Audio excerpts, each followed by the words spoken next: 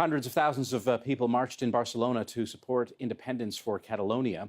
And it comes as Spain's prime minister vowed to oust the region's separatist leaders and seize political control of that region.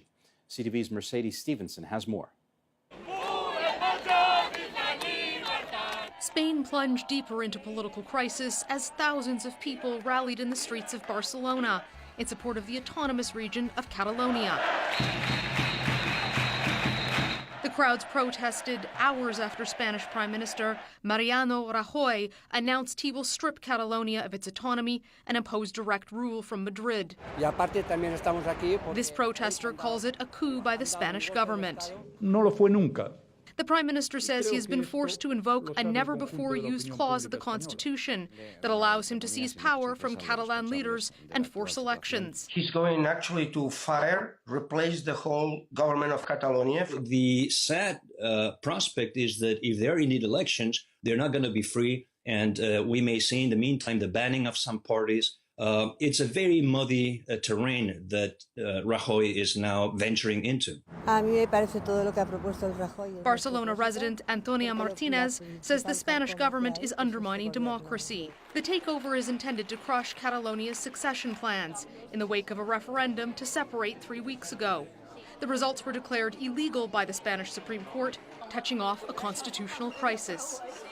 Experts say the situation is expected to worsen in coming days. Most likely, the people of Catalonia will do something to protect their institutions, because this is a direct takeover of the institutions. Late today, the regional president of Catalonia came out swinging, calling the Spanish prime minister's move illegal and calling on the regional legislative assembly to reject the decision. Mercedes Stevenson, CTV News, Ottawa. Liz Castro is the author of What's Up with Catalonia and was at the protests earlier today. She joins us now from Barcelona. Liz, thank you very much for taking the time. Hello, how are you? Good. What was it like being out on the streets today? What was the vibe? Oh, it was amazing. There were so many people. I have been to a lot of demonstrations here, but this one was more packed than ever. Just thousands and thousands of people streaming down the street down Passeig de Gràcia.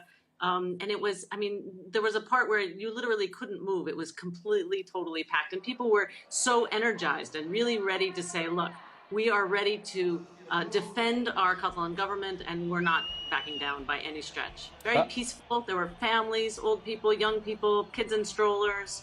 It was festive. So the title of your book, What's Up with Catalonia, what is up with Catalonia? What's going on there? This, has become a political crisis. Well, Catalans have been trying for maybe the past 15 years to get Spain to listen to their grievances.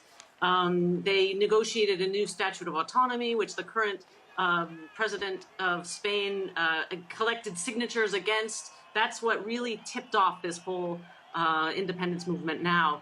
Catalans are tired of not being listened to, and so they have mobilized. They've had massive demonstrations in the street. Today they said, I think the local police said 650,000, but that's small by Catalan standards. There have been 6 massive demonstrations the last 6 years. People really energized and mobilized, educated, and this is a democratic process. There are people saying, look, we want to be able to vote on our political future, and so they elected a Catalan parliament that was in favor of independence. They demanded that parliament have a referendum.